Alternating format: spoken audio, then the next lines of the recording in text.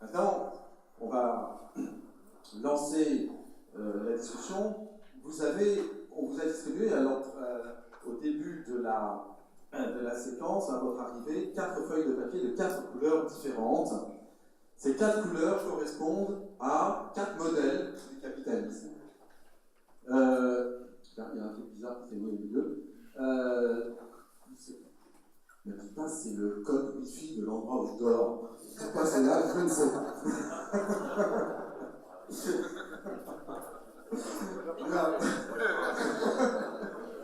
Et si vous êtes en panne de Wi-Fi, je vous donne la règle. Non, c'est arrivé là, je pense. Alors. Donc vous avez une feuille blanche, capitalisme à ce jour. On continue comme avant. On laisse les entreprises faire. Croissance verte, oh là, on a tapé ça un peu vite tout à l'heure. Croissance verte, autre modèle. La technologie va nous sauver. En bleu, régulation et sobriété. Il faut adopter un mode de vie plus sobre. Et enfin, chère à ma co-animatrice, la dictature verte, qui bien sûr est en rose pour le papier, ça correspond à la feuille rouge que vous avez. Ce qu'on va vous demander, eh bien, c'est de lever bien haut la feuille de la couleur que vous préférez. Et nous allons prendre une photo, bien sûr, de la salle avec la feuille.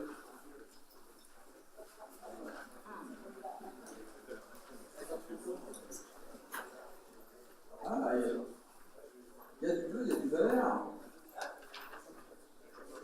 Ah, il y a même du rouge.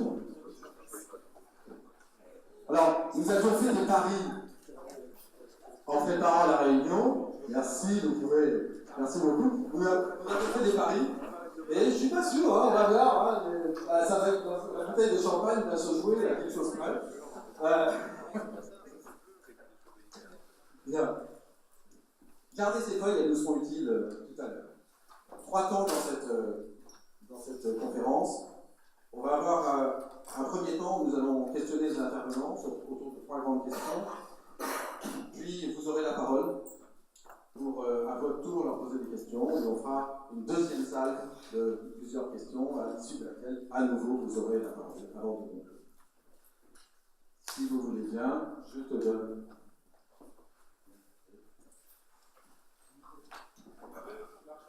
Ça marche parce que tu marches pas dans le programme. Non, c'est pour les caméras. Il faut pas la mentionner. Donc, voilà, au lendemain de.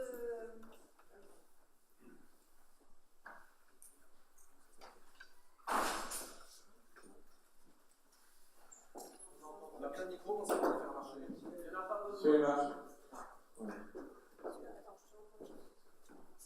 Donc, au lendemain d'Irma, d'Harvey, des inondations en Asie, après des nouvelles alarmantes de la banquise, des milliers d'hectares de forêts brûlées dans le sud de la France, dans les pays d'Europe, au Canada. La question est un peu directe. Comment ça va, docteur ? Donc, on fait un tout petit point sur l'état des lieux, mais ça va être à toute vitesse parce que c'est, je crois, très connu. Le premier point, c'est le changement climatique. Le changement climatique, on sait que les événements dont on parle en ce moment dans les médias, c'est pas juste des hasards, c'est pas juste des coïncidences. Il y a 10 ans, quand on interrogeait les climatologues, ils cessaient de dire peut-être que c'est le climat, mais peut-être que c'est juste les variations normales de l'activité de l'atmosphère. Aujourd'hui, on sait de manière très très certaine que l'ensemble de tous les dérèglements climatiques qui ont lieu sur cette planète, dont ceux qui ont été cités, mais plein d'autres, des millions de migrants dans l'Asie du Sud, sont liés à ce réchauffement climatique. On sait, ça c'est très drôle parce que c'est la NASA qui fait ce genre de courbe, donc vous allez sur le site de la NASA, le JDS. C'est très drôle parce que M. Trump a décidé de serrer les écrous et donc de supprimer le thermomètre en haut, hein, pour essayer de ne pas voir le problème. C'est l'augmentation de la température moyenne planétaire depuis qu'on a des thermomètres sur la planète, en 1880. Donc c'est la température moyenne planétaire, c'est pas la chaleur qu'il fait ici aujourd'hui. Hein. Donc on prend des points de mesure sur toute la planète, on corrige toutes ces informations-là, ces mesures sont prises heure par heure, sur toute une année, ça nous fait une température moyenne planétaire. Donc on voit et on sait que l'augmentation de la température a pris de l'ordre de grandeur d'1 degré par rapport au siècle dernier, ce qui peut paraître tout à fait marginal, sauf que entre une interglaciaire et une glaciaire, il y a 5 degrés d'écart. Donc 1 degré, c'est 20%. Et les projections de température, si on continue à ce giole, c'est qu'on prendra les fameux 5 degrés, donc entre 3 et 6, d'ici la fin du siècle. Et donc ça veut dire qu'on ferait subir un changement d'air climatique dans l'autre sens à notre planète en 100 ans, alors que la nature met en général 10 000 ans pour faire bouger la température moyenne planétaire de 5 degrés. Donc ça veut dire que sur la question du climat, la réponse est extrêmement simple, c'est très grave. Maintenant, à quoi c'est dû, on le sait parfaitement. Donc les causes ne sont plus l'objet de débat dans la communauté scientifique qui s'occupe de la question climatique. Qu'il y ait des géophysiciens, qu'il y ait des chercheurs en informatique qui puissent avoir une opinion sur la question, ce n'est pas le sujet. Le sujet, c'est vous interroger, vous discuter. Nous, on les connaît pratiquement tous en France. Les grands chercheurs en matière climatique, vous interrogez leurs collègues, tous, ils sont d'accord sur le fait qu'il y a une seule explication au changement climatique actuel. La planète Terre, elle a 4,5 milliards d'âge. Il y a eu des changements climatiques depuis 4,5 milliards avec plein d'autres causes. On ne parle pas de ça du tout. On parle de ce qui se passe depuis une centaine d'années. Et c'est très très clair que c'est lié aux émissions de gaz à effet de serre, que les émissions de gaz à effet de serre sont dues à plusieurs facteurs, dont les émissions d'énergie fossile. 66% des émissions de gaz à effet de serre sont liées au fait qu'on brûle des énergies fossiles, du charbon, du pétrole, du gaz. Et contrairement à une idée absolument reçue, c'est la courbe qui est ici, la consommation d'énergie dans le monde, elle est due à 80% aux énergies fossiles. 80% de l'énergie qu'on consomme dans le monde, c'est du charbon, du gaz, du pétrole. Et donc tout ce qu'on fait ici, entre nous, même si en France il y a un peu de nucléaire qui est décarboné, tout ce qu'on fait entre nous, notre vie, notre confort, nos progrès, tout ça, c'est lié à l'énergie. Et cette énergie, elle est aujourd'hui à 80% d'énergie fossile. Donc c'est tout à fait clair que si on continue sur ce rythme, qui est d'une très jolie exponentielle, et si on continue à empiler en permanence toutes les énergies, vous voyez que le charbon aussi, il augmente. C'était ça, cette courbe. Vous voyez, donc là, cette courbe, c'est donc la courbe d'émission, c'est la courbe de consommation d'énergie fossile dans le monde. Elle ne cesse de croître depuis 1880, donc on consomme sans arrêt, de plus en plus d'énergie. On consomme en moyenne... Pardon ? C'est un débat, donc on en parlera tout à l'heure. Sauf que le nucléaire n'existait pas il y a un siècle. Non, c'est une question. Évidemment qu'on en parlera, ça fait partie de la catégorie famille des solutions dont on va débattre. Mais c'est une bonne question. Donc voilà, donc là, aujourd'hui, le message de ce slide, il est très simple. C'est nous consommons de plus en plus d'énergie, on continue à consommer plus d'énergie fossile qu'avant, puisque le charbon en noir en bas est de manière extrêmement croissante, comme vous le savez. Vous ne savez sans doute pas qu'il y a 5 centrales au charbon en France, vous savez sans doute qu'il y a 300 ou 280 centrales au charbon en Europe. Vous ne savez pas qu'il y a encore beaucoup de centrales en Australie, aux États-Unis, en Afrique du Sud. Donc tout ça, c'est tout à fait d'actualité. Donc ça, sur le diagnostic, il y a zéro débat. Le changement climatique est gravissime, il est en train de s'accélérer, il est lié aux émissions de gaz à effet de serre. Un des gros sujets, c'est CO2. L'autre gros sujet, c'est le méthane, donc notre nourriture, on en parlera à la fin. Et il y a encore d'autres petits sujets, mais quand même, on est là au cœur du problème, d'un problème qui est difficile à résoudre, parce que consommer moins d'énergie, c'est compliqué, et on verra ce qu'il faut faire en matière d'énergie. Alors, vous m'entendez là ? Ça marche ? Ok. Donc la slide suivante, c'est très grave, comme vient de le dire Alain. Comment ça va se matérialiser ? Donc premièrement, vous le savez certainement, il va y avoir une montée des eaux, la montée du niveau de la mer. Aujourd'hui, on table sur une augmentation de plus de mètres du niveau des océans moyens sur la totalité de la planète à la fin du siècle. Donc plus de mètres, ça veut dire que New York sera sous l'eau à la fin de ce siècle. New York est protégé jusqu'à 1,40 m d'augmentation du niveau de la mer, mais pas 2 mètres. Pour l'instant, c'est une bonne nouvelle parce que ça va obliger nos amis américains de la côte Est à se bouger pour faire quelque chose. Donc il y a la montée des eaux. Et dès aujourd'hui, on assiste par exemple sur toute la côte Est du Vietnam qui est détruite par la montée des eaux, tout le golfe de Guinée qui détruit par exemple la côte ivoirienne. Donc dès aujourd'hui, c'est une vraie réalité. Le dérèglement climatique est en train de détruire une partie des pays, en particulier du Sud. Premièrement, la montée des eaux. Deuxièmement, la fonte des glaciers. Pas simplement des glaciers des Alpes qui désespèrent les alpinistes suisses, mais aussi des glaciers de l'Himalaya qui alimentent des toutes petites rivières comme le Gange, le Mekong, l'Indus, le Yangtze-Kiang. Donc on sait que ces fleuves gigantesques qui permettent à des millions de personnes de vivre aujourd'hui de l'agriculture seront à sec pendant la saison sèche d'ici une génération. Donc ça veut dire des centaines de millions de personnes qui vont migrer parce qu'ils n'auront plus d'eau pour l'agriculture pendant la saison sèche. Troisièmement, l'érosion des sols, et vous savez que c'est un phénomène gravissime. L'Italie aujourd'hui est en train de connaître une accélération de l'érosion des sols catastrophique. Et si vous avez quelques parents dans l'agriculture en France, vous savez que c'est un problème majeur aujourd'hui pour les agriculteurs français. Quatrième problème, tout à fait important aussi, la disparition la raréfaction progressive des ressources d'eau fossiles que nous exploitons. Un seul exemple, Amman aujourd'hui puise de l'eau à moins 400 mètres, mais c'est une source d'eau qui ne se renouvelle pas. Et on sait que dans 25 ans, il n'y aura plus d'eau souterraine à Amman. La question qui est posée, c'est comment vont faire les habitants d'Amman pour puiser de l'eau dans 25 ans. C'est ça les grands sujets aujourd'hui du dérèglement climatique. Alors ici, sur la carte que vous voyez, c'est une carte qu'on a réalisée à l'Agence française de développement avec un indice de vulnérabilité au dérèglement climatique. Donc le code couleur est très simple. Plus c'est bleu, plus vous êtes exposé. Quand c'est jaune ou très très clair, c'est-à-dire que vous n'êtes quasiment pas exposé. Et donc vous voyez qu'il y a une espèce de deuxième malédiction, enfin de double malédiction, c'est que ce sont essentiellement les pays les plus pauvres qui sont les plus exposés. Ça ne veut pas dire que dans un pays comme la France, on ne l'est pas. Petit exemple, Hervé Le Treut, donc le patron de l'Institut Pierre-Simon Laplace, a fait réaliser une étude très très complète sur l'Aquitaine qui montre qu'il y aura plus de vin de Bordeaux à Bordeaux dans 25 ans, à cause du dérèglement climatique. Le climat de Bordeaux dans 25 ans, c'est le climat de Séville aujourd'hui. 25 ans. Voilà. Oui, c'est demain matin. Voilà. Donc ça ne veut pas dire que la France n'est pas touchée, mais ça veut dire qu'avant que le climat de Séville que le climat de Bordeaux soit celui de Séville, il y a toute une série de problèmes qui vont se poser pour les pays du Sud, et ce qui implique en particulier que la question de l'immigration vers l'Europe n'est pas prête de s'arrêter demain matin. En fait, c'est une triple punition parce que cette deuxième carte vous montre aussi quels sont les pays qui ont les institutions les plus fragiles et donc les moins capables de s'adapter au dérèglement climatique. Et malheureusement, comme vous le voyez, le code couleur est très clair. Plus c'est rouge, moins vous êtes capable de vous adapter. Ce sont les mêmes pays qui sont les plus vulnérables, les plus pauvres et les moins capables de s'adapter. Dernière slide pour cette première question. La carte du haut, en haut à gauche pour vous, c'est la densité de poissons sur l'Atlantique Nord en 1900. Donc le code couleur, c'est plus c'est rouge, plus c'est poissonneux. Et la carte du bas, c'est la même zone en 2000.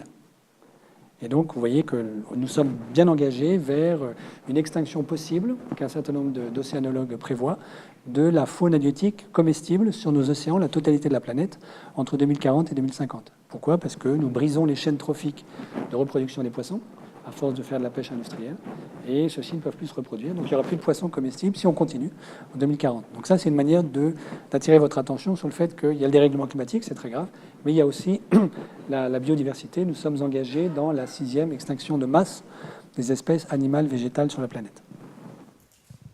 Juste un mot pour conclure, pour vous plomber définitivement. Il y a un lien manifeste et bien documenté entre les deux sujets, c'est-à-dire que si je prends un exemple très simple, le CO2 qui est balancé dans l'atmosphère, il est réabsorbé par la biomasse d'une part, mais par les océans d'autre part. Quand il est réabsorbé par les océans, il acidifie les océans. Quand il acidifie les océans, il contrarie très fortement les chaînes trophiques et donc il aggrave la question qui vient d'être posée, intrinsèque de réduction de la biodiversité marine. Alors, c'est vrai que ça tombe un peu quand même. Et alors, notre sujet qui est que faire avec le capitalisme. En fait, le capitalisme est à la fois fondé sur l'idée que c'est un régime qui repose sur un modèle économique où ceux qui détiennent les capitaux sont propriétaires des moyens de production, mais aussi quand même un régime qui globalement est fondé sur l'exploitation des ressources naturelles. Et les modèles concurrents, que ce soit le socialisme ou la dictature, ont montré leurs limites. Alors, la question c'est aujourd'hui pourquoi et comment questionner ce modèle dominant ? Faut-il le questionner et quelle réponse vous apportez ? Alors, moi, ça me paraît très très clair qu'il faut le questionner au sens où le capitalisme que nous connaissons aujourd'hui, c'est l'héritier de la révolution industrielle. Et comme l'a dit très rapidement Alain, c'est un mode d'organisation de production et de consommation qui dépend de manière cruciale des hydrocarbures fossiles. Donc, si on veut faire une transition vers un monde bas carbone, il faut réinterroger notre propre dépendance aux énergies fossiles. Ce que je voudrais souligner ici, c'est que ce mode d'organisation capitaliste est en train, depuis quelques années, d'être profondément bouleversé. Et je voudrais vous le montrer à partir de 2-3 exemples, un paradoxe qu'on observe aujourd'hui. Le premier, c'est ce que vous voyez ce que vous voyez s'afficher. Donc vous avez deux courbes. La courbe bleue qui monte, c'est la quantité de monnaie créée par la Banque centrale américaine, la Fed. Donc pour ceux qui connaissent, c'est M0, le premier agrégat monétaire. C'est la quantité de monnaie, c'est la planche à billets de la Banque centrale américaine.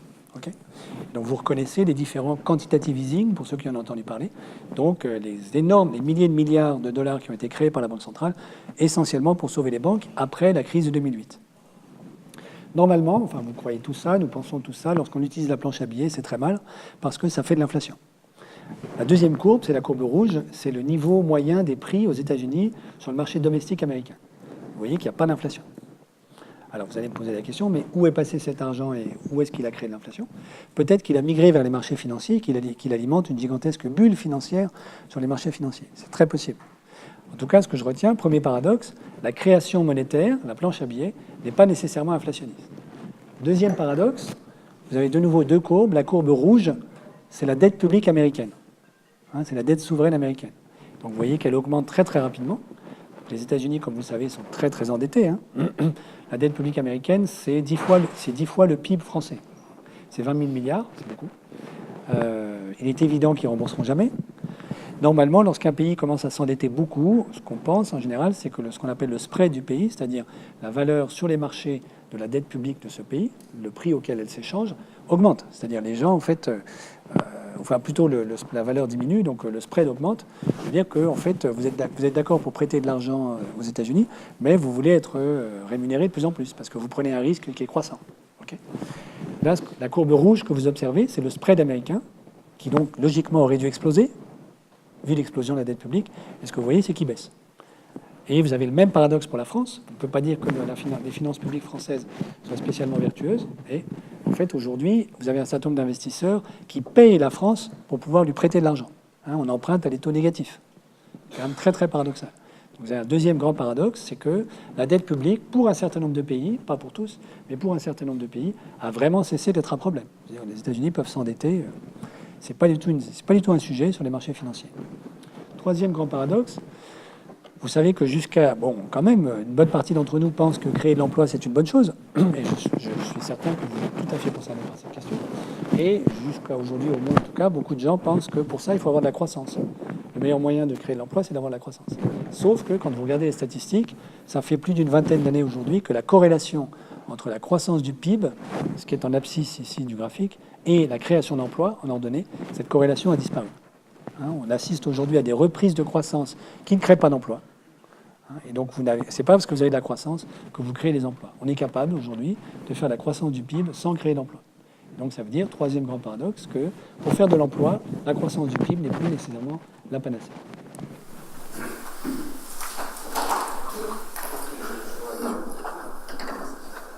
Donc, on voit de plus en plus dans la presse le terme d'effondrement.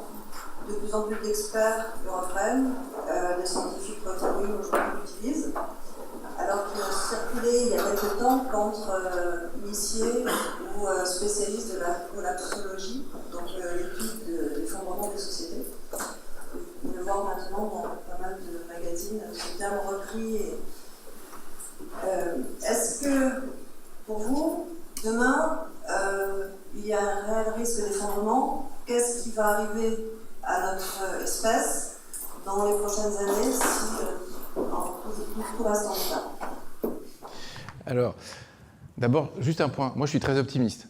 Donc, ce qu'il faudrait le message que je voudrais vous faire passer, c'est que c'est pas parce que je regarde les choses, je crois, de manière assez lucide et donc sur la base de données scientifiques extrêmement bien établies, aussi bien établies que ce que fait l'ingénieur d'Airbus qui fait que vous prenez l'avion et que du coup, quand vous prenez l'avion, en général, quand il y a un accident, vous n'êtes pas dans l'avion. Et d'autre part, on ne va pas comment expliquer que c'est la science qui a tort. En général, c'est une erreur humaine, c'est un truc comme ça, quoi. Mais on ne dit pas que c'est la science aéronautique qui est en tort. Donc nous, enfin moi en tout cas, je me fonde beaucoup sur les travaux scientifiques. Et donc ce document est un peu technique, mais je vais vous l'expliquer en une demi-seconde. Donc je voulais quand même bien vous dire ça. Moi, je suis assez confiant. N'empêche qu'il faut regarder les choses en face, parce que si vous ne diagnostiquez pas bien la situation plus les tendances, vous risquez de vous tromper. Alors ce graphique, il dit des choses un tout petit peu compliquées, mais en gros, il dit les émissions de gaz à effet de serre, elles augmentent sans arrêt. 50 milliards de tonnes équivalent, et 49, mais maintenant ça a été dépassé largement. Une cinquantaine de milliards de tonnes équivalent CO2. Par le monde entier, ça fait en gros 7 tonnes par habitant. Il dit une deuxième chose, c'est que pour respecter l'accord de Paris, c'est de rester dans une économie telle que l'augmentation de température moyenne planétaire soit inférieure, limitée à 2 degrés. On en a déjà pris 1. On est quasi sûr de prendre 1,5. Donc l'accord de Paris, c'est de dire on se limite à 2 degrés. 2 degrés d'augmentation, les scientifiques nous disent, ça fait déjà très mal, hein, Gaël l'a déjà dit, mais on devrait réussir à le gérer. Si on dépasse 2 degrés, on a des risques, normalement, on a des risques un petit peu compliqués. Ça, c'est l'accord de Paris. Dans l'accord de Paris, on a aussi demandé à tous les pays du monde, et il y a quasiment 190 pays, qui à Paris sont arrivés avec leur feuille de route. Et il y a tout un tas de savants qui ont fait le petit calcul, donc ça s'appelle les NDC, je ne rentre pas dans les détails. Il y a des savants qui ont dit qu'est-ce que ça donne ce truc-là. Alors ça donne les barres bleues, hein, donc 60 milliards de tonnes de CO2 en 2030. La feuille de route du scénario 2 degrés, c'est qu'on devrait être à 40 à cette époque-là. Sauf que les engagements volontaires de tous les pays du monde, quand on les additionne, ça arrive à 60 au lieu de 40. Et la feuille de route de tous ces pays à horizon 2050, elle devrait arriver à 20 milliards de tonnes de CO2. Hein. Donc je recommence, on était à 40 en 90, on a monté à 50, on devrait descendre à 40 en 2030 pour arriver à 20 en 2050, puis arriver à la neutralité carbone. C'est ça la feuille de route de Paris. Donc il y a un élément très concret, très factuel, c'est qu'on sait qu'aujourd'hui, les scénarios sur lesquels tous les pays sont engagés, et donc à supposer qu'on croit à leurs engagements, ce qui est discutable, puisque le premier étant les États-Unis, pas le premier pollueur, mais le premier grand pays à avoir dit bah non, je m'en fous complètement de l'accord de Paris, donc il ne respectera certainement pas les accords de l'accord de Paris, puisqu'il a dit qu'il ne les respecterait pas. Donc ça, c'est un point factuel, ce n'est pas une question d'optimisme ou de pessimisme, c'est un fait établi. Il est établi que si les pays respectaient ces engagements-là, alors on arriverait plutôt sur une hausse de la température moyenne planétaire qui est calculée pour être entre 3 et 4 degrés.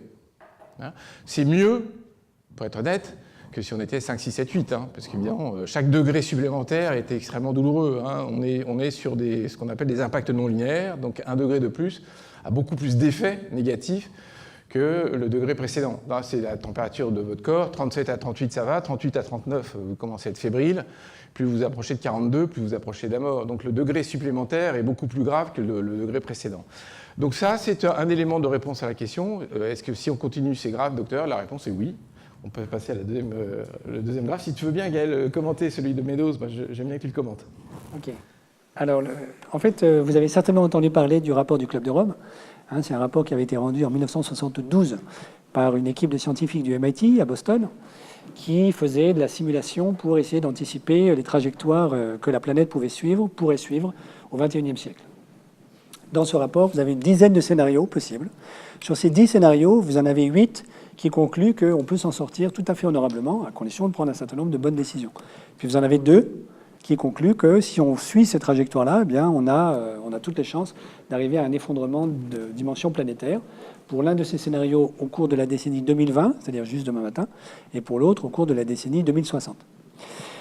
Ce rapport du Club de Rome, qui a eu un succès énorme, c'est un énorme succès de librairie, 10 millions d'exemplaires vendus en 1972, a été complètement ignoré par les économistes jusqu'en 2008. En 2008, c'est un physicien, c'est même pas un économiste, australien qui s'appelle Graham Turner, qui s'est dit, ben voilà, maintenant on est en 2008, on est presque 30 ans après, je vais regarder les trajectoires effectivement suivies par la planète et je vais les comparer avec celles qui étaient imaginées, enfin conçues, simulées par l'équipe Meadows.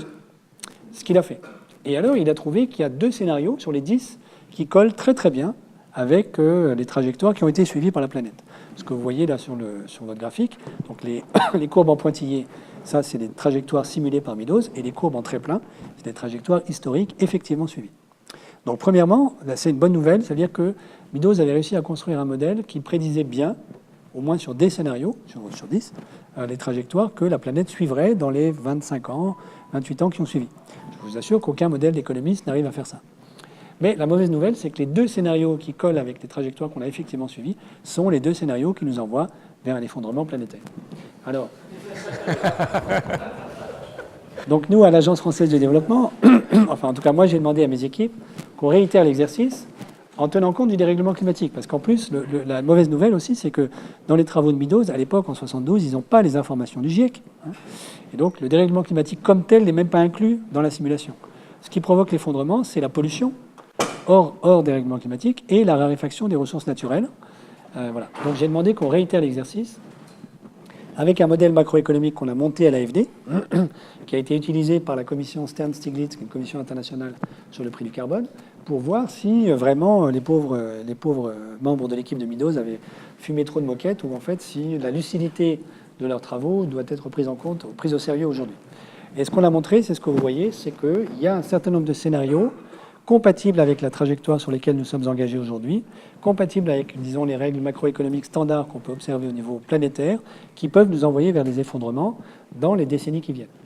Donc c'est pas du tout une manière de dire on va à la catastrophe à coup sûr, mais la catastrophe est possible si on ne fait rien. C'est ça le message. Si vous voulez, je vous donnerai plus de détails sur les graphiques, mais en gros, vous avez la possibilité d'une baisse du PIB au niveau mondial avant la fin du siècle, avec évidemment un effondrement du coût de l'inflation, une explosion du chômage, explosion des dettes publiques et privées, et ceci avant même la fin de ce siècle.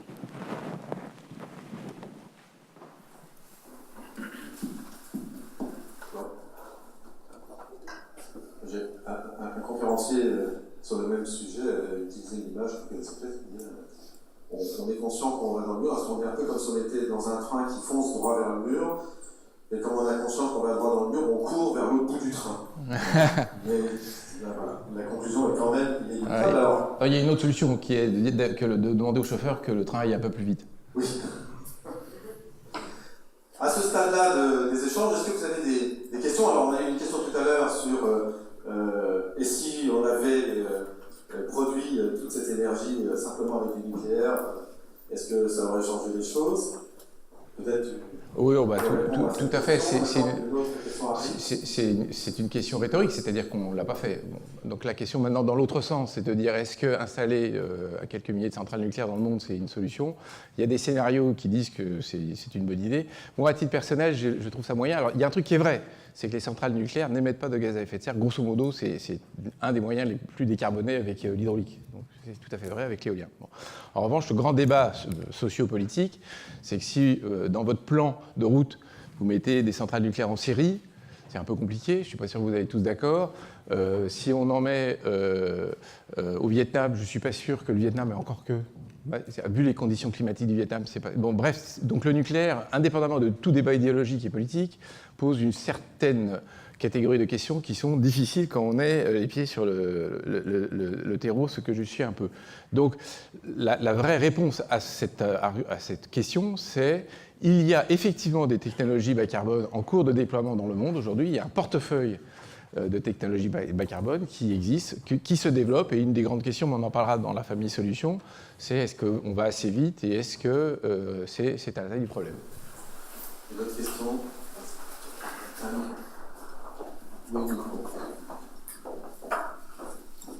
Est-ce qu'on pourrait nourrir quelque espoir que les personnes, les entreprises aillent plus vite que les projets gouvernementaux?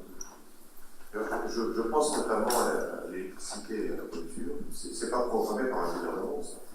C'est-à-dire ça va beaucoup plus vite qu'on ne pensait, il y a encore 10 ans. Et ça se passe quand même. Alors, évidemment, et heureusement d'ailleurs. Donc, toute la question de la réforme du capitalisme, c'est pas de dire les entreprises à la poubelle et les soviets au pouvoir, ni l'inverse. C'est justement que les uns et les autres fassent le bon job et que ça aille à la bonne vitesse. Donc évidemment qu'il y a beaucoup de solutions technologiques. Je vais vous raconter une anecdote en une minute si j'ai le temps. J'ai été un des parties prenantes de le Grenelle de l'environnement. Le Grenelle de l'environnement, c'était intéressant d'un point de vue politique parce que c'était poussé par Sarkozy. Donc on s'est dit, alors, plus ou moins un petit doute sur la question de savoir s'il était sincère, mais au moins, quand même, on se disait, ce gars-là, il ne crache pas sur le monde des affaires, les entreprises.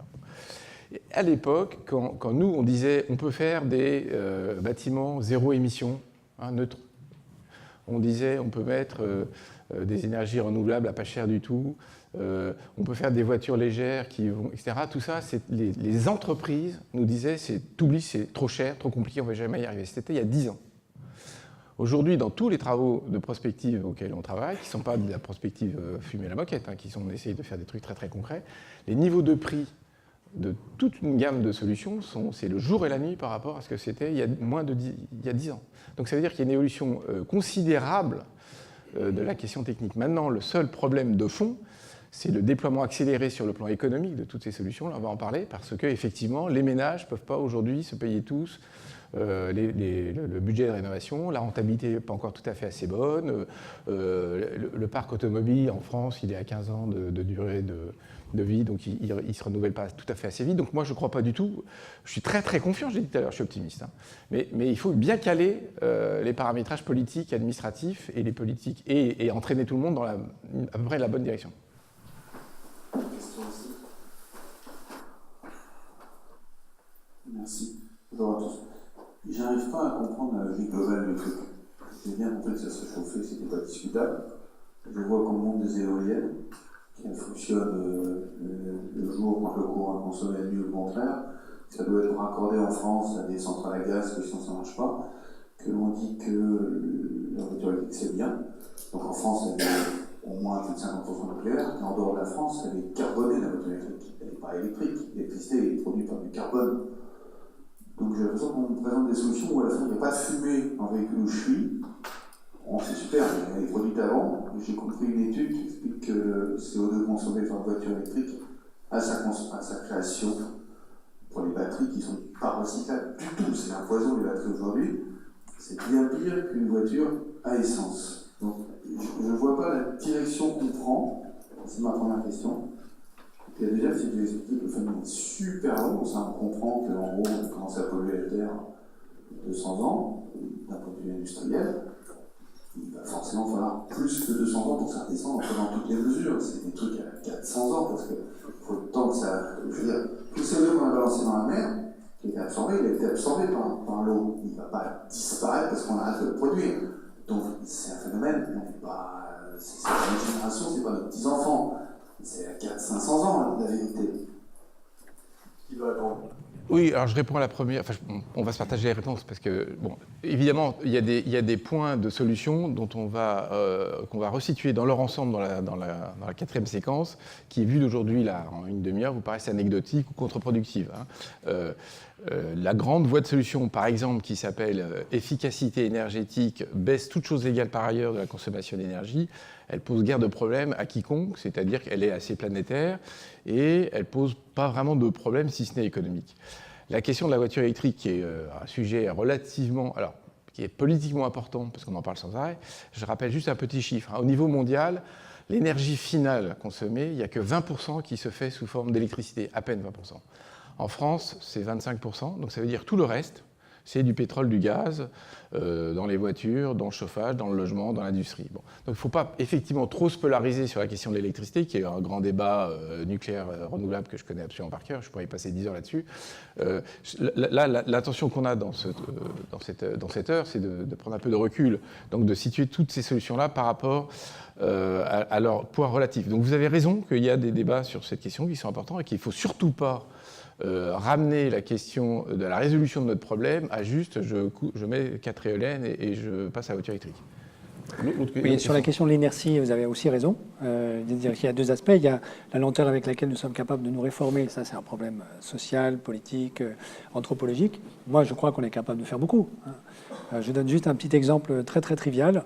Il y a une génération, si vous pouvez interroger vos parents, nos parents ne prenaient quasiment jamais des douches, sauf pendant les 3 jours pour les garçons, et prenaient des bains. Aujourd'hui, quasiment plus personne aujourd'hui ne prend de bain et tout le monde prend la douche. Or, le général de Gaulle ne s'est pas redressé dans sa tombe pour dire aux Français, maintenant, plus personne ne prend la baignoire et tout le monde prend la douche. Donc on est capable, en fait, de faire preuve de sagesse, le corps social tout entier, de changer un geste aussi intime quand même que de prendre une douche ou d'aller prendre un bain, tout seul, en une génération. Donc on est capable, si on s'y met tous ensemble, de faire des réformes, à mon avis, assez profondes. Après, il y a un deuxième aspect qui est, même si on fait des grands progrès tout de suite, et il faut absolument le faire, vous avez raison, il y a déjà une partie du CO2 qui est captée dans les océans, bon. Et en particulier, la question de la montée du niveau de la mer, c'est déjà trop tard, parce qu'il y a une très très forte inertie de l'augmentation du niveau de la mer, et ça, on va très certainement se taper les 2 mètres, quoi qu'on fasse aujourd'hui. Mais ça ne veut pas dire qu'il ne faut rien faire. Ça veut dire qu'il faut aller encore plus vite. Et que de toutes les manières, on va devoir endosser une partie des dégâts du dérèglement climatique. Un tout petit point, parce que là, je vis, moi, professionnellement. Ça fait 10 ans qu'on existe, Carbone 4, on va fêter nos 10 ans cette année.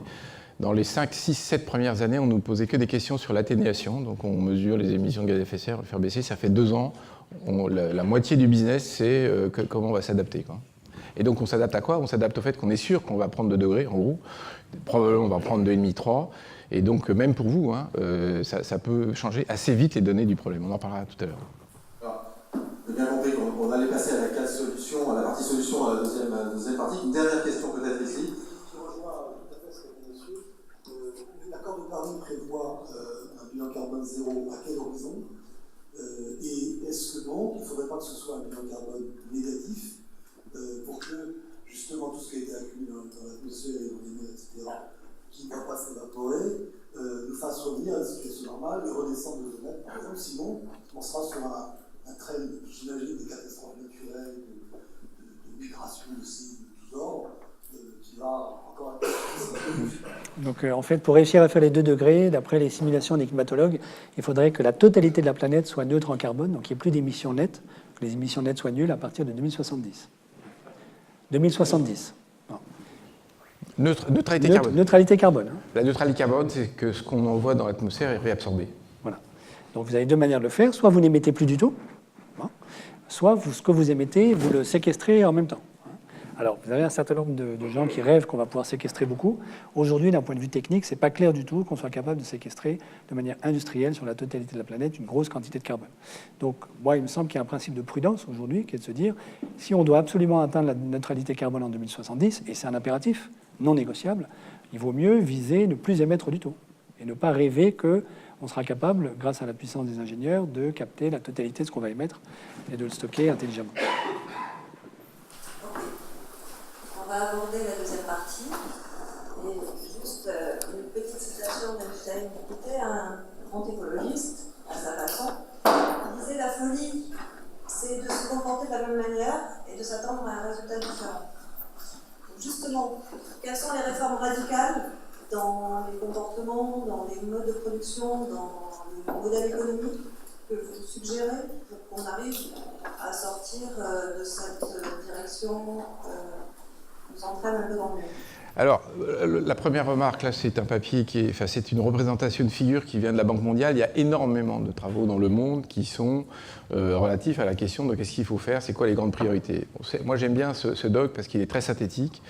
Vous avez, sur la droite, là, quand vous regardez, tout ce qui touche autour de la reconstitution des écosystèmes et l'augmentation de la capacité à absorber du CO2. C'est totalement stratégique, sachant qu'aujourd'hui, on prend le chemin inverse, c'est-à-dire on continue à désertifier. Hein. Je ne vous l'ai pas dit tout à l'heure, hein, mais il y a 11% des émissions de gaz à effet de serre aujourd'hui, qui sont liées à la déforestation, à ce qu'on appelle le changement d'affectation des sols. Ça se traduit aussi en France. Il y a un département chaque année qui est artificialisé, et ça, c'est de la perte sèche de capacité d'absorption de carbone. Hein. Donc c'est notre mode de vie en Occident qui est concerné. C'est évidemment prioritairement la destruction des forêts primaires, ce qui se passe en Amazonie, tout le monde le connaît, ce qui s'est passé en Thaïlande, en Indonésie, en Malaisie. Donc là, il y a plein de travaux. Une information que vous n'avez probablement pas, c'est que dans le monde financier, que je côtoie tous les matins à Paris, vous avez beaucoup d'appétit pour la création de fonds d'investissement dans ce business-là. Donc il y a une activité, ce n'est pas du trading sur la nature, hein, c'est vraiment de l'investissement, de la reconstitution des écosystèmes. Vous avez ensuite un grand axe qui est l'efficacité énergétique, dont j'ai parlé, reparlé. C'est quand même l'axe très central. Ce n'est pas que de l'efficacité au sens où je fais toujours plus de croissance et je suis un peu plus efficace en relatif. C'est vraiment, je consomme moins d'énergie. Donc typiquement, dans le domaine du bâtiment, dont on a parlé tout à l'heure, on sait aujourd'hui consommer beaucoup moins d'énergie pour faire un logement avec à peu près le même niveau de confort. On sait faire des grosses rénovations thermiques. Juste un petit chiffre pour que vous ayez une idée de l'ampleur de cette solution-là. L'Agence internationale de l'énergie, qui n'est pas connue pour être une bande d'écolos, nous dit que ce levier-là, c'est la moitié du levier qu'il faut avoir pour arriver à être sur une trajectoire de degrés. Donc en gros, il y a un levier qui s'appelle faire de l'énergie décarbonée, dont on a parlé en parlant du nucléaire. Il y a l'autre levier qui est réduire fortement notre consommation d'énergie. Bon, là aussi, et à nouveau, je vais vite, hein, les questions sera après. Là aussi, l'enjeu... Ça va venir. Bon, on va en parler après. Ça, vous avez raison, c'est la finale, c'est là. c'est vrai que vous avez un peu raison, ce slide est un peu CO2. Hein, il est un peu CO2 centré.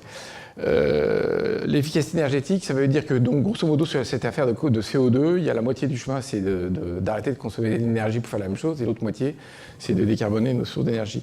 Après, il y a un point très particulier, c'est l'électricité. Je vous ai dit tout à l'heure que l'électricité, c'était 20-25% de notre consommation finale d'énergie, ça dépend des pays. L'AIE et plein d'autres qui ne sont pas payés ni vendus à EDF considèrent que c'est une voie de solution majeure, donc qui consiste à développer l'électricité bas carbone d'une part, et d'autre part à switcher les usages vers l'électricité. Donc je vais argumenter ça en une demi-seconde pour que vous ayez les points de repère. Une centrale à charbon, c'est de l'ordre de 1000 grammes CO2 le kilowattheure. Des énergies décarbonées, donc qui sont l'éolien, l'hydraulique, le nucléaire et le solaire, tout ça, ça se balade largement en dessous de 100 grammes CO2 le kilowattheure. Donc on a très facilement un rapport à 1 à 10, voire un rapport à 100. C'est donc une des manières et une des façons de faire les plus rapides et les plus efficaces, parce que si on a des alternatives, on sait faire à prix compétitif des alternatives au gaz, charbon et pétrole pour faire de l'électricité. Donc c'est une solution qui est vite clé en main. C'est beaucoup plus simple que de décarboner la sidérurgie, qui est un problème industriel faisable, complexe, mais à horizon beaucoup plus long. Donc c'est pas étonnant que les experts qui s'occupent de cette question-là s'intéressent de très près à ce switch. Le deuxième type de solution, donc c'est des familles de solutions qui sont dans des univers différents. C'est aussi pour ça que c'est intéressant de parler de l'économie dans son ensemble. Hein. Il y a des voies technologiques dont je viens de parler, il y a aussi des voies de régulation par le prix du carbone. Donc là aussi, c'est un sujet qui peut parfois fâcher. On a travaillé sur ces sujets-là depuis 10 ans. Et donc, en gros, on a fait un rapport qui s'appelle le rapport Canfin-Grandjean et qu'on a remis au président de la République juste avant la COP21. On insiste beaucoup sur cette question-là, qui est de savoir quel est le bon niveau de prix du carbone qu'il faut mettre dans l'économie pour que l'ensemble des acteurs soient motivés dans leur activité de tous les jours pour réduire les émissions de gaz à effet de serre parce que leur coûte. Et de l'autre côté, que les offreurs de solutions soient motivés parce que ça rapporte à leurs clients de réduire ce coût. On a l'année dernière fait un rapport avec Gérard Mestralet et le même Pascal Canfin sur la question spécifique du prix du carbone en Europe, on en parlera si vous avez des questions, qui a conduit à un rapport mondial qui a été co-dirigé par Nicolas Stern et Joseph Stiglitz, dont Gaël était un des membres de la commission, qui lui aussi a fait des recommandations sur cette question-là au niveau mondial. Encore un autre... c'est moi qui parle, là, hein. Ouais, c'est moi qui parle. Bon. Évidemment, les entreprises ont leur mot à dire. Donc, dans les entreprises, ce que je vois, c'est... d'une part, il y a un petit geste simple qui consiste à dire c'est quoi mon impact, positif, négatif. Déjà, un peu savoir où on en est. Qu'est-ce qui a parlé du végétarisme tout à l'heure? Bon, effectivement, vous avez raison, je parle beaucoup de CO2 parce que j'ai pas eu le temps, mais bon, c'est vrai qu'on a un gros paquet méthane. Donc, dans la question du méthane, c'est où est-ce que sont les émissions méthane? Elles sont, tout le monde le sait, dans la nourriture, on va en reparler. Et puis, elles sont aussi dans les déchetteries. Donc, il y a plein de business actuellement qui se développent dans le monde entier sur la méthanisation, sur la valorisation de ce méthane pour éviter qu'il se balade dans l'atmosphère. Mais ça commence d'abord par des questions d'évaluation de mesure. Évidemment, je plaide pour ma paroisse, puisque c'est ça que je vends. Alors après, il y a un deuxième sujet, c'est une fois qu'on a compris ça, on peut faire des progrès. Alors on est beaucoup plus incité à faire ces progrès si on a un prix carbone. Si on n'en a pas, c'est plus volontariste, c'est un peu moins rentable, donc on met un peu de temps, mais moi, tous mes clients avec qui on travaille, ils ont envie de faire ça. Troisième point, beaucoup plus important de mon point de vue, c'est la remise en cause des business models. C'est-à-dire que si on croit 2 minutes et demie à ce qu'on vient de se dire là ensemble, il n'y a pas que la question climatique qui est en jeu. On voit bien qu'il va y avoir des changements de règles du jeu, il va y avoir des business qui vont s'effondrer, il y a des business qui vont évoluer. Donc je prends un exemple complètement au hasard. On a un client qui s'appelle Total. Ne croyez pas un instant que le PDG de Total n'ait pas compris tout ce qu'on se raconte. Il le sait extrêmement bien. Bon. Donc il pousse très très fort pour la sortie du charbon, parce que là, ça fait pas mal. Ensuite, il est en train de se dire je suis pétro-gazier. Il faudrait peut-être que je fasse quand même plus de gaz que de pétrole parce que c'est moins émetteur de CO2. Et puis il se fait emmerder par les assemblées générales et par ses financiers, donc il est un peu obligé de rendre des comptes. Puis une fois qu'il a réfléchi à ça, il dit par ailleurs, tiens, il y a des nouvelles technologies. Alors est-ce que je vais ou pas sur le nucléaire? Question qui se pose. Est-ce que j'ai investi dans le solaire? Total a investi dans le solaire. Est-ce que j'ai investi dans les batteries, etc. Donc ce que je dis là n'est pas du tout théorique ni abstrait. Il y a beaucoup d'entreprises qui réfléchissent de manière très fondamentale à leur business model. Et un des sujets qui me fait le plus marrer, c'est l'histoire du charbon. Avant l'arrivée de Trump au pouvoir, il y avait les plus grosses entreprises au charbon au monde qui faisaient faillite. Donc, ce n'est pas des questions abstraites, ce n'est pas des questions à 50 ans, c'est des questions qui se posent absolument maintenant. Alors, si je continue rapidement, parce que... alors maintenant, ça, donc j'ai fait les entreprises, et toi, tu fais les États. Voilà, vas-y. Oui, alors sur les États... Donc Alain l'a dit tout à l'heure, la plupart des membres des États membres des Nations Unies ont remis à l'Eurofabius fin 2015 des NDC, donc des feuilles de route. Il y a un certain nombre d'États qui ont compris aujourd'hui tout ce qu'on vient de se dire et qui sont extrêmement volontaristes. Je peux en nommer quelques-uns puisque l'Agence française de développement est en partenariat avec eux pour les aider à avancer. Donc parmi eux, il y a la Colombie, c'est très, très impressionnant. La Colombie a compris que le phénomène El Niño et El Niña a un impact énorme sur la macroéconomie colombienne, qu'ils ont perdu plusieurs points de PIB et gagné plusieurs points d'inflation, mais dans le mauvais sens, à cause des phénomènes climatiques, et que la question de la gestion des sols, en particulier des zones qui vont être libérées enfin par les FARC, devient un enjeu central pour la totalité du pays dans les 25-30 prochaines années. Donc ils nous ont demandé, ils ont demandé à la France de les aider à penser la trajectoire macroéconomique du pays en tenant compte du dérèglement climatique. Pour l'instant, on n'en est pas là en France aujourd'hui. Un autre pays qui avance beaucoup dans cette direction, c'est le Mexique. Le Mexique a tout à fait compris qu'il doit amorcer la transition énergétique. Un autre pays, un autre exemple, c'est le Vietnam, à cause de son exposition incroyable au dérèglement climatique. Je vous l'ai dit tout à l'heure. Vous savez que le delta du Mékong, maintenant, est recouvert chaque année par les eaux marines. Vous avez des inondations géantes qui recouvrent la totalité du delta avec des eaux salées. Lorsque l'eau se retire, le sel descend dans la terre et détruit la terre et la rend impropre à la riziculture. Manque de chance, c'est le grenier à riz de la totalité du Vietnam. Donc le Vietnam est très très concerné. Le gouvernement vietnamien aujourd'hui est plutôt en mode panique sur cette question et donc cherche des solutions dans tous les sens. Alors il y a des mauvais élèves aussi dans la classe. Un exemple, c'est l'Afrique du Sud. L'Afrique du Sud, aujourd'hui, ne veut pas entendre parler d'un renoncement aux centrales à charbon. Et pour y avoir été il y a quelques mois, je peux vous dire, en fait, la raison est entièrement politique. C'est que l'apartheid en Afrique du Sud n'a pas eu lieu. Enfin, je veux dire, la fin de l'apartheid n'a pas eu lieu, en réalité. On est toujours dans un pays où sévit l'apartheid de manière informelle. Et ce sont les Blancs qui détiennent les centrales à charbon, grâce auxquelles ils ont le pouvoir économique dans le pays. Donc ils ont lâché le pouvoir politique, qui est malheureusement très corrompu. Ils ont le pouvoir économique. Ce pouvoir économique, c'est les centrales à charbon. Donc, ils ne sont pas prêts du tout à y renoncer. Donc, voilà. Il y a aussi des mauvais élèves. Mais les exemples que j'ai donnés montrent qu'il y a un certain nombre de pays qui ont compris et qui vont très, très vite dans la bonne direction, plus vite que la France aujourd'hui. Une question que tu n'as pas cité la Chine dans ces mauvais élèves. Ouais, la Chine. Non, mais c'est une très bonne question. La Chine, c'est un exemple très paradoxal. C'est à la fois le premier pollueur du monde aujourd'hui et le pays le plus vertueux en termes de part de son PIB consacré à un investissement dans des infrastructures vertes. Donc il y a les deux à la fois. Oui, et l'intérêt du cas de la Chine, c'est de se dire que la lutte contre le changement climatique, elle est motivée par la question de la pollution. Donc vous savez que ça, c'est un des très très gros sujets.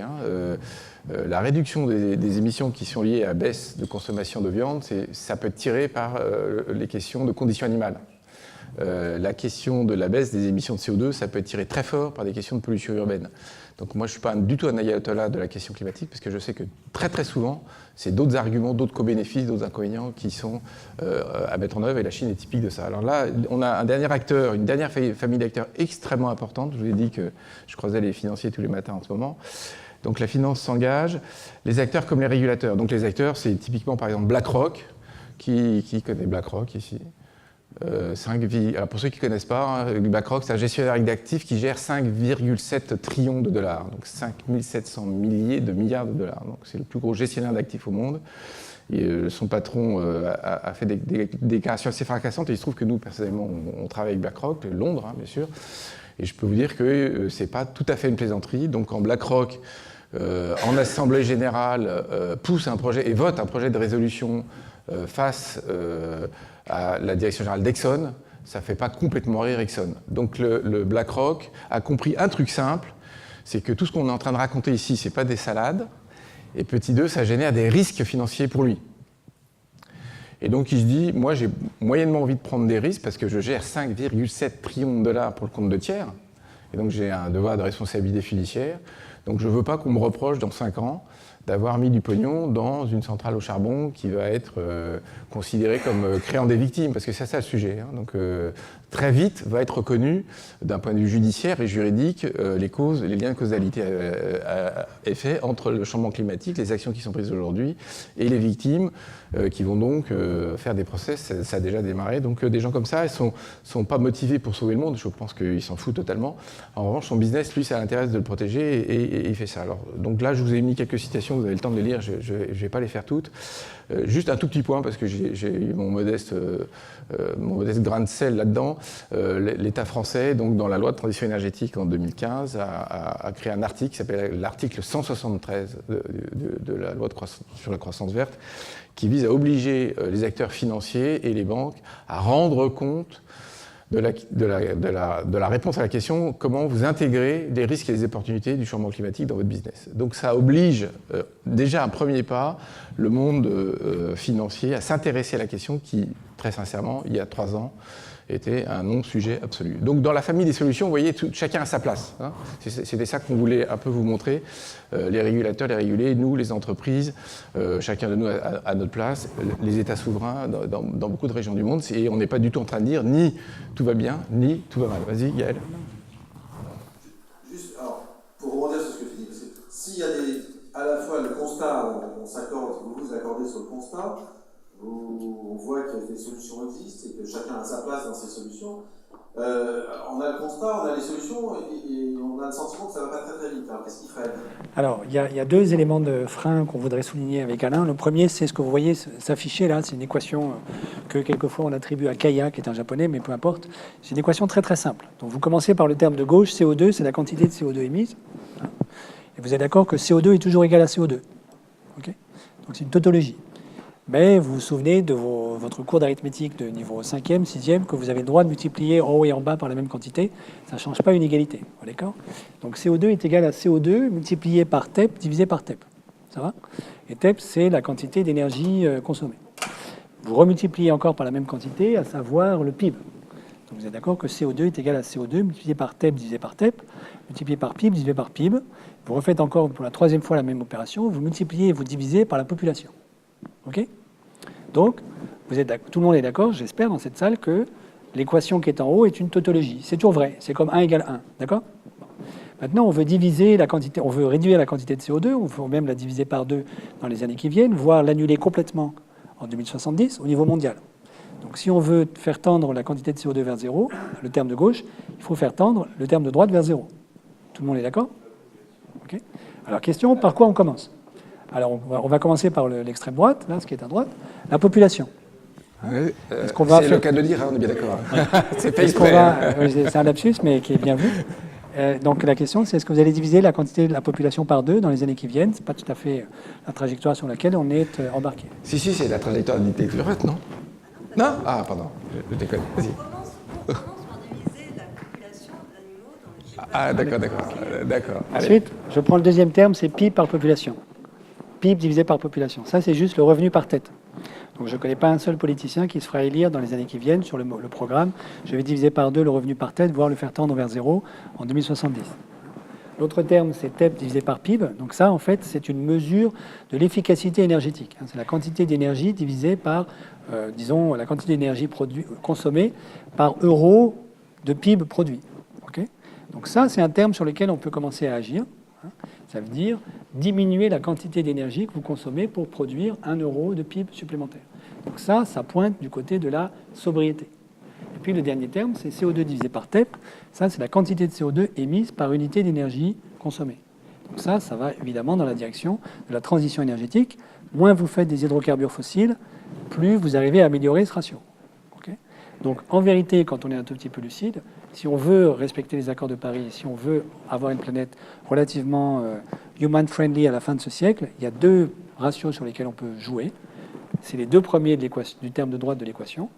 La teneur en CO2 de l'énergie que nous consommons, donc ça, c'est aller vers des énergies zéro carbone, et la quantité d'énergie que nous consommons, rapporter à la prospérité de notre économie.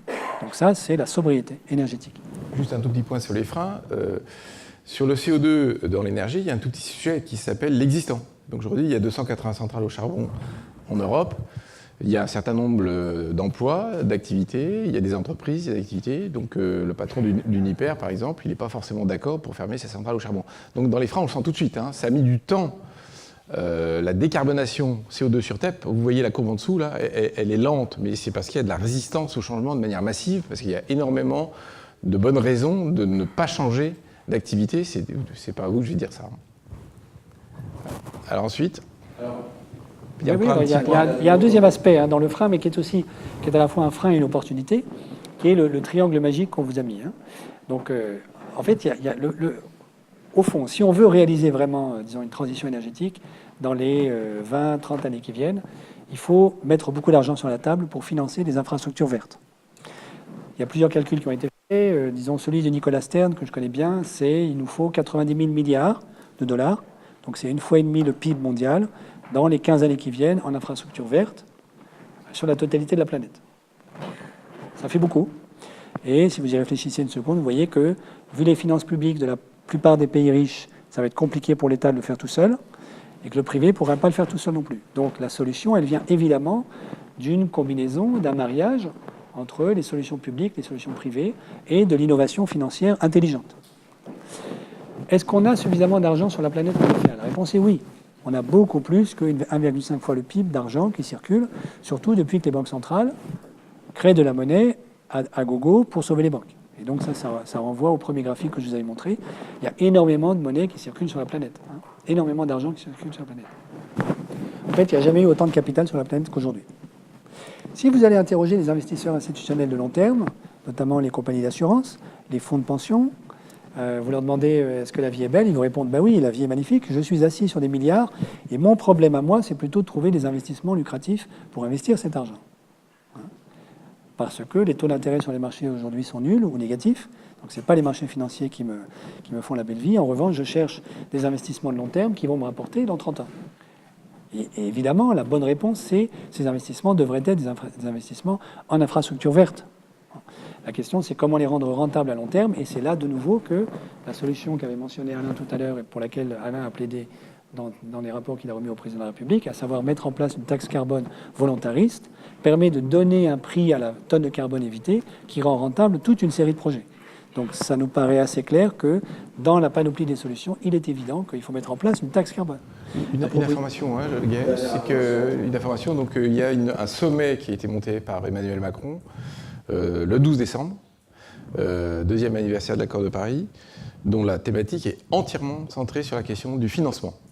Je pense que ce n'est pas tout à fait par hasard si Emmanuel Macron a pris cet angle. Ce n'est pas juste parce que c'est un ancien banquier, c'est qu'il sait très bien que c'est la question centrale. Voilà.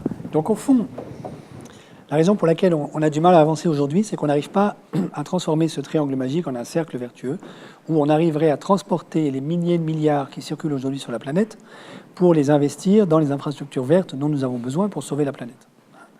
Le jour où on arrive à transformer ça, on a gagné. Donc, d'une certaine manière, la difficulté n'est pas technique. On n'a pas besoin d'un deuxième Einstein pour réussir à faire la transition énergétique. La difficulté n'est pas que la population ne voudrait pas. Après une séance comme celle d'aujourd'hui, la plupart des gens dans les salles sont d'accord pour faire la transition écologique. On vous interrogera tout à l'heure. La difficulté, elle est où on trouve l'argent pour le faire. Et elle n'est pas qu'il n'y a pas d'argent. Il y a beaucoup d'argent. La question, c'est trouver la bonne tuyauterie pour mettre cet argent au bon endroit. Bien, donc ça n'est qu'une question de réaffectation de l'argent dont nous disposons. Donc, plus de frein. Alors, et concrètement, pour nous, là, en partant, pour les dirigeants d'entreprise demain matin, qui n'ont peut-être pas nécessairement les clés des banques centrales, ni les grands fonds, quoi faire et comment agir peut-être pour apporter sa première contribution ou s'engager dans cette voie pour ceux qui le savent. Alors, qu'est-ce qui a parlé de viande tout à l'heure? Ouais. Donc on l'a mis à l'envers, c'est-à-dire que vous êtes des dirigeants, vous êtes des personnes. Hein. Donc il y a trois niveaux. Il y a le niveau business, Donc bien comprendre risque et opportunité, et je redis, hein, parce que j'ai beaucoup d'expérience de ça, ça peut paraître très abstrait, mais dès qu'on réfléchit un peu sérieusement et qu'on se fait challenger entre copains, on trouve vite beaucoup d'idées, et beaucoup d'idées créatives, parce qu'il y a quand même un gros mouvement de fond là-dessus. J'ai bien dit risque et opportunité. Dans les opportunités, il y a beaucoup ce qui est de vendre des solutions à des gens qui ont envie de réduire leur impact carbone. Alors, la viande rouge, donc on parle de végétarien, on parle de vegan parfois, etc. Bon, ça aussi, c'est un débat qui fait barrer tout le monde. Donc je redis, la question, c'est que quand vous êtes un animal qui rumine, il y a du méthane qui se fait exactement comme dans une mare. Là, au fond de la mare, il y a boum, boum, boum, boum, boum, là, vous voyez, il y a les bulles. Et ça, c'est du méthane. Et donc, l'animal en question, quand il est ruminant, émet du méthane. Et le méthane est 30 fois plus réchauffant que le CO2. Donc, c'est un sujet majeur, massif. Ça concerne chacun d'entre nous. Et ce n'est pas du tout, pour moi, un cours de morale. Faites bien ce que vous voulez, c'est votre liberté. L'histoire de l'avion, ça c'est intéressant. Ce serait un test à faire, parce que Paris-Bordeaux, moi je suis donc très souvent à Bagnères-de-Bigorre, donc je fais Paris-Bagnères, et donc il y a une grande question qui se pose. Est-ce que Paris-Bordeaux, maintenant qu'il est à 2 heures de TGV, est-ce qu'on prend l'avion ou pas, et pour quelle raison? C'est intéressant de se poser cette question, parce qu'il y a plein de cas de figure où, évidemment, quand on est un voyageur international, on ne va pas à la rame de l'autre côté de l'Atlantique, mais il y a des fois où on a des choix sur des trajets plus courts. Et là, il n'y a pas non plus photo. Les écarts de bilan carbone sont absolument colossaux. Je ne fais pas la pub pour la SNCF, je travaille aussi pour Airbus et pour le secteur de l'aviation. Et là, après, le dernier point est beaucoup plus politique. Je te laisse, Gaël, commenter la dernière phrase. Régulation et sobriété. Oui. Ben, la question, c'est après tout ce qu'on s'est dit, est-ce que vous êtes d'accord pour dire, en fait, il faut quand même réguler un tout petit peu. Si on ne régule pas, il n'y a pas d'harmonie préétablie, il n'y a pas de main invisible qui va nous permettre de nous coordonner pour trouver les 90 000 milliards dont on a besoin et financer les bonnes infrastructures vertes. D'autant qu'en plus, il y a un sous-sujet là-dedans qui est quand même assez important, qui est qu'est-ce que veut dire une infrastructure verte, hein. Pour ça, tout le monde a besoin des travaux d'Alain Grandjean pour lui expliquer ce que c'est qu'une infrastructure verte très concrètement. Donc en fait, on a tous besoin les uns des autres. Il y a dans la solution, tout le monde fait partie de la solution, tout le monde fait aussi partie du problème aujourd'hui. Il nous faut absolument des instances publiques qui participent au financement. C'est évidemment le secteur privé qui va trouver les bonnes innovations techniques. Il faut aussi que les ONG nous alertent quand nous continuons à faire des bêtises. Et malheureusement, je peux témoigner du fait qu'un certain nombre d'institutions continuent à faire beaucoup de bêtises aujourd'hui, même si elles disent le contraire. Donc on a besoin de tout le monde dans cette affaire et il n'y a pas d'harmonie préétablie. Donc il faut un peu de régulation pour nous obliger à être plus vertueux. Ouais. Gaël, je me permets un tout petit point sur la sobriété. Un point que nous, on connaît très très bien les ingénieurs, c'est que l'efficacité, ça ne marche pas toujours uniquement tout seul. Vous rendez très efficace un logement, au sens technique, il y a ce qu'on appelle un effet rebond. Et donc, il est possible que la consommation soit presque la même parce que vous avez les fenêtres, vous chauffez à 24, etc. Donc, la sobriété, c'est pas le contraire de l'efficacité, c'est le complément. C'est-à-dire qu'il faut quand même être un peu raisonnable quand on utilise un logement. Il faut quand même faire un peu attention à ce qu'on fait. Et puis la bagnole, c'est pareil. Vous pouvez avoir une bagnole qui est ultra efficace. Si vous conduisez n'importe comment, c'est clair que ça ne va pas aller. Donc c'est régulation et sobriété, c'est la manière de dire l'individu et le collectif. Oui.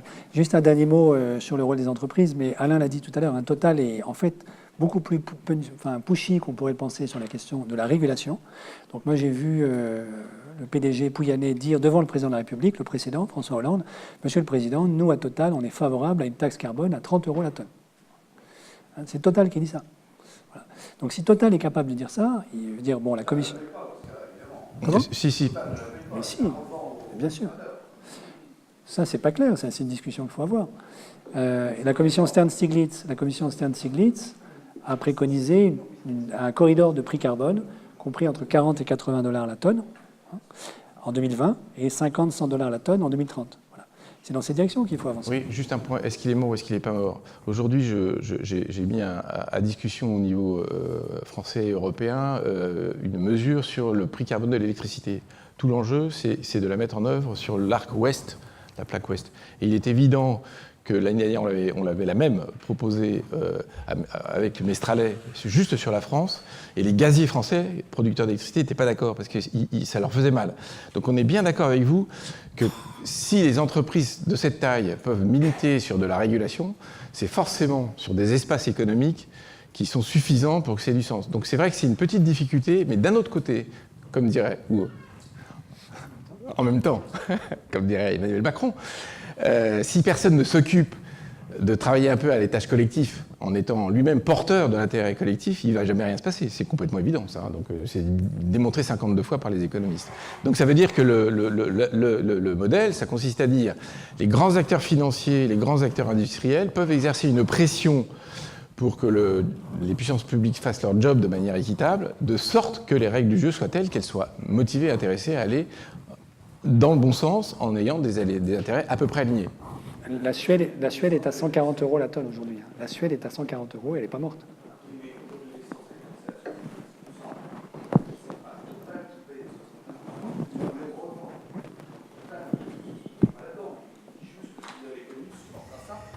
C'est pas si clair ce sujet, parce que si vous mettez des contraintes de ce genre et des contraintes fiscales, ça réduit a priori la demande, et donc c'est pas l'intérêt des acteurs de voir la demande. Mais je propose qu'on arrête ce débat-là, parce qu'on peut y passer la soirée. Hein.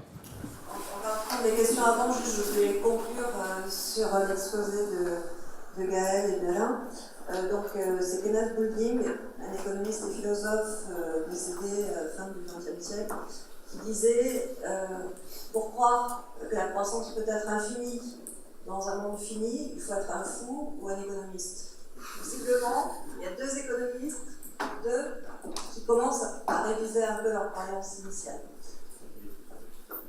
Alors, une question là, une autre ici après, une troisième là-haut.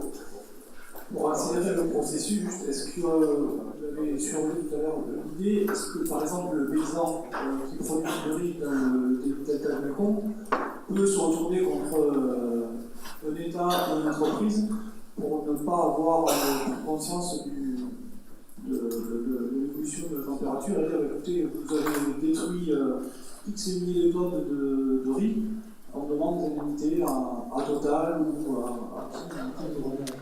Alors, pour l'instant, au Vietnam, sûrement pas. Mais aux Pays-Bas, juste après, disons en 2016, vous avez des ONG qui ont entamé un procès au gouvernement hollandais parce qu'ils prenaient des décisions qui étaient incompatibles avec l'accord de Paris. Donc, vous avez une mobilisation possible aujourd'hui, juridique, sur les États qui ont signé l'accord de Paris. Oui, une question aux économistes. Quand est-ce qu'ils reverront un peu leur copie en termes d'indicateurs, en tenant compte justement de la croissance durable, et on parle tout de PIB, on a l'impression qu'effectivement la planète est infinie, la croissance est infinie, les économistes, notamment ceux de l'OMC et du FMI, tiennent-ils vraiment compte de ces nouvelles réalités de croissance durable et effectivement d'avoir une volonté de mesurer la performance d'une économie sur d'autres indicateurs que le PIB? La réponse est oui, au sens où il y a une multitude d'indicateurs alternatifs. Depuis des PIB verts, simplement, où vous rajoutez un peu de vert dans le PIB, jusqu'à des indicateurs où il n'y a plus du tout de PIB, en passant par l'IDH et un certain nombre d'autres indicateurs. La grande difficulté, c'est un problème de coordination. Parce que le PIB nous sert à nous mesurer les uns les autres. C'est un petit jeu auquel les garçons se livrent dans les cours de récréation, mais les États s'y livrent depuis des années. Ils mesurent leur puissance à travers leur PIB. Donc, si vous voulez changer d'indicateur, il faut que la plupart des pays, en tout cas les pays du G20, changent ensemble les indicateurs. Sinon, on n'arrive plus à se mesurer. Voilà. Et donc, vous avez un problème de coordination, qui n'est pas propre d'ailleurs à la question du PIB et aux États. Je prends un autre exemple, pour ceux qui connaissent. Dans les banques, on sait que la mesure du risque, qui s'appelle la value at risk, pour ceux qui connaissent, qui est le concept central de mesure du risque dans les banques, est une très mauvaise mesure du risque. Il existe depuis au moins 20 ans des mesures alternatives qui ont été construites par des mathématiciens, qui sont disponibles, qu'on pourrait très bien mettre en œuvre. Simplement, il faudrait que toutes les banques, les grosses banques, celles qui comptent, simultanément changent d'indicateur. Sinon, il y en a une qui change toute seule. Du coup, les prix qu'elle va calculer sur les actifs financiers qu'elle vend sont complètement décalés par rapport au prix de ses concurrentes et elle risque de perdre de l'argent. Et ça fait 20 ans que les banques n'arrivent pas à changer. Oui. C'est un vrai problème de coordination. Maintenant, si vous connaissez un tout petit peu le rapport Sen-Stiglitz, pas Stern-Stiglitz, mais Sen-Stiglitz, qui avait été commandité par Nicolas Sarkozy, il fait une panoplie d'une centaine d'indicateurs alternatifs, parmi lesquels, à mon avis, certains sont très bons. Donc, ils existent.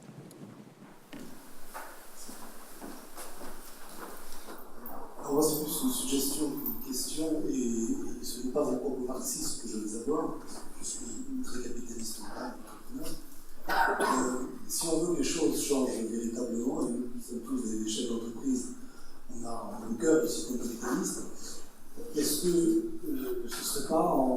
on sait très bien que la logique capitaliste consiste à accumuler du profit, idéalement pour réinvestir, mais ça crée de la prospérité, notamment de la richesse pour les détenteurs du capital. Il ne suffit pas à nous de rediriger une partie significative de toute la richesse de l'actionnariat que nous possédons, justement vers la disruption du modèle et vers des investissements à impact social et environnemental significatif. Et quand je dis significatif, c'est pas comme les pays de l'OCDE qui versent jusqu'à 1,5 ou 2% de la richesse pour l'aide au développement, c'est pas ça qui changera la face du monde. C'est 20%, c'est 50%. Il faut que nous redirigions vers des actions et des entreprises à impact social et environnemental qui vont au-delà du débat chimique. Oui, alors on est d'accord, c'est-à-dire que dans le monde que je côtoie tous les jours, il y a effectivement la volonté de pas mal d'acteurs capitalistes de dériver une forte partie de leurs investissements vers du green. Il y a même des indicateurs, puisque l'Agence française de développement, donc elle parlera à des indicateurs là-dessus, pour l'objectiver, pour pas que la déclaration soit une déclaration d'intention sans preuve. Donc ça, je suis assez d'accord. Après, il y a une autre question, est-ce que c'est raisonnable de jouer cette carte-là uniquement? C'était est-ce que je suis prêt, moi, à mettre l'avenir de ma famille et mes enfants sur le fait que vous allez le faire, tous, suffisamment. Évidemment que chacun de nous doit le faire, mais c'est ça l'enjeu de la régulation. Oui. Deux dernières questions, puis aussi après là-haut, et courte si vous pouvez. Oui, ma question sera courte. Est-ce que vos propos ne sont pas un peu optimistes quand on entend que, au-delà de Donald Trump, 55% des Américains ne croient pas au réchauffement climatique? Alors là-dessus, je répondrai. Donc vous voyez qu'on est optimiste finalement. Hein. Donc rappelez-vous, il y a une demi-heure. Ouais. Moi, ça me semble assez clair, mais là, je n'engage que moi en disant ça, que la transition énergétique, plus globalement écologique, c'est pas forcément aux États-Unis qu'elle va se faire. Pour la faire, il vous faut d'excellents ingénieurs, ça on en a en France. Il vous faut un pays riche, parce que ça coûte quand même un peu d'argent, et une population éduquée, capable en particulier d'abord de comprendre le problème, et ensuite de traverser ce que Alain a décrit très rapidement tout à l'heure, à savoir l'effet rebond. C'est-à-dire le fait que nous avons une telle gourmandise énergétique que même lorsqu'on fait des progrès en efficacité énergétique, très souvent on les perd en consommant un peu plus d'autres choses. Exemple, les voitures. Vous savez que nos voitures aujourd'hui sont beaucoup plus efficaces en termes de consommation d'énergie qu'elles ne l'étaient dans les années 70, mais au total, elles consomment presque autant d'énergie que les vieux tacos des années 70. Pourquoi? Parce qu'entre-temps, dedans, on a mis des ordinateurs, on a mis des lecteurs CD, on a mis des GPS, bientôt on va vous raser pendant que vous conduisez, etc., qui consomment beaucoup plus d'énergie. Donc ça, c'est l'effet rebond. Donc il vous faut, à mon avis, ces trois critères, de l'argent, des ingénieurs et une population éduquée. Donc il n'y a que deux grandes régions au monde qui peuvent le faire. Ça, c'est une très bonne nouvelle pour nous, c'est l'Europe et le Japon. Donc moi, ce que j'espère, c'est que l'Europe va être le leader de la transition énergétique dans le monde entier pour apprendre ensuite au reste du monde à le faire. Il y a une question de posture. Dans la question optimiste, pessimiste, on discutait ça ce matin dans le train, et Gaël est globalement un peu plus pessimiste que moi, moi je suis un peu plus optimiste que lui, donc il y a une question aussi de posture. C'est-à-dire que si on parie sur le fait qu'on ne va pas y arriver, et qu'on se dit la messe est entièrement dite, si j'ose ce terme-là, c'est sûr que ça va pas le faire. Si on parie et on met nos moyens, nos ressources sur le fait qu'on va avancer, ça donne plus d'espoir, en fait, plus que de l'espoir, au fait que ça le fait. Je vais prendre un exemple très très concret. Il y a un débat avec l'Allemagne. Très probablement, Angela Merkel va être élue. J'entends l'immense majorité de mes copains me dire l'Allemagne est embourbée dans son charbon, il n'y a aucun espoir, etc.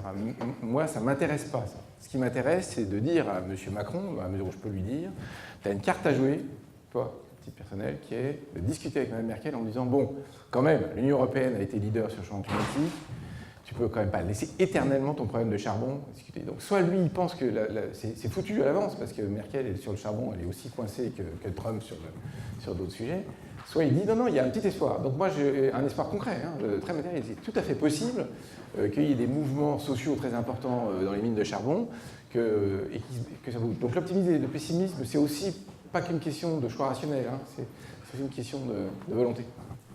Alors, je suis vraiment désolé sur la dernière question parce que le groupe qui arrive, la prochaine conférence vous attend. Donc je vous laisserai discuter avec les intervenants. Une dernière, simplement on va faire une photo avant que vous partiez. Vous avez vos feuilles. Est-ce que vous levez la même feuille maintenant ou est-ce que vous en levez une autre? Je vais vous remettre la diapo du début.